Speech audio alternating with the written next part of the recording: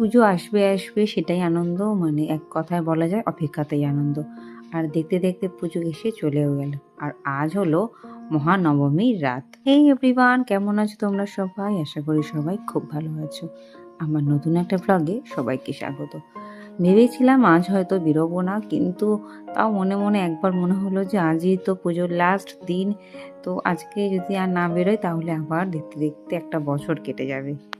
এইসব ভাবনা চিন্তা করতে করতে বেশ রাত হয়ে গেল, মানে 8টা বেজে গেল, 8টা সাড়ে 8টা।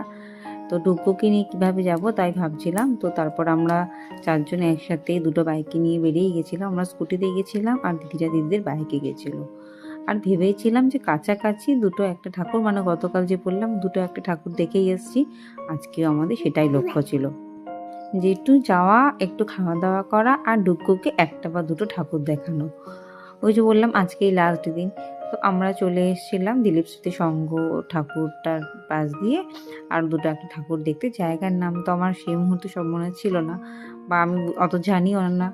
তবে গোপালদা বলেছিল যেই রাস্তায় একদম ভিড়ভাট্টা নেই সেই রাস্তায় যাব, কিন্তু ওরকম কোনো রাস্তা পুজোর দিনে, মানে আজকের মতো নবমী রাতের কথা, তো নবমী রাতে তো মনেই হলো না যে কোনো রাস্তা ফাঁকা থাকতে পারে বলে।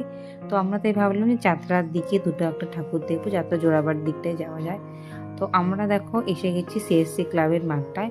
এটা আমরা বেশ কয়েক বছর ধরে আমার বাবার সাথে যখন আসতাম, বাবুর সাথে, তখন তো দেখতামই। আর এখনও এখনও যখন ঠাকুর দেখতে যাই সুরজিতের সাথে, তখন এই সিএসসি মাঠের ক্লাবের ঠাকুরটা দেখি। তো এখানে আমরা চলে এসেছি। আর এই ঠাকুরটা তো তোমরা জানোই যারা যাও, যে কত সুন্দর তো হয়, আর তার সাথে বড় মেলা টাইপের বসে মাঠটার মধ্যে। এতটা জায়গা, খাওয়া দাওয়া স্টল সব কিছু নিয়ে একটা মেলা বসে। আর আমি আজকের জন্য নবমীর জন্য একটা ওয়েস্টার্ন ড্রেস নিয়েছিলাম। আমার বেশ ভালো লাগছিল ড্রেসটাই।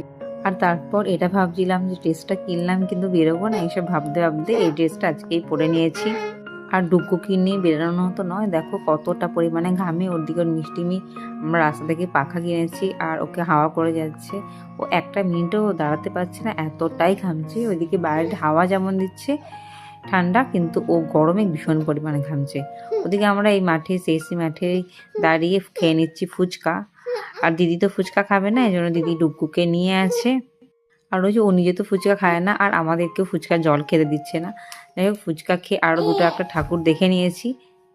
দেখে আমরা বাড়ির কাছাকাছি চলে এসেছি। যেহেতু এবার ডুগ্গুকে নিয়ে ঠাকুর দেখা, তাই আমাদের চারজনের বা বাড়ির কারোরই বিশেষভাবে ঠাকুর দেখা হয়নি। তাই দিদিদেরকে বললাম তোরা আর দুটো একটা ঠাকুর দেখে হয়, আমরা নয় বাড়ির দিকে রওনা হই।